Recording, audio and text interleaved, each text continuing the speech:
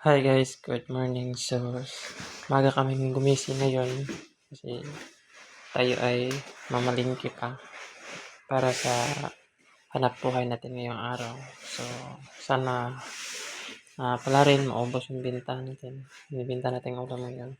So, yan. Dito kami matutulog. Ano lang. Hindi po nakikita. So, sa sala lang kami natutulog sa bahay ng may-ari. Sa upahan namin. Kasi naawa siya sa amin. So, pinatuloy niya kami sa kanyang bahay. And thankful kayo guys because naluoy siya sa amin. So, ayan.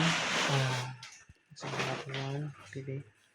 And so, I hope you will subscribe us sa mga YouTube channel guys. Malaking tulong po yan. Yung pag-subscribe nyo. Na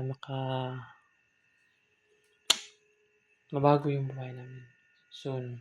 So, ayan. Tapo kaming bahay. Kaya kami nagsisikap na magtinda para balang araw makagawa kami. So guys, God bless everyone and good morning.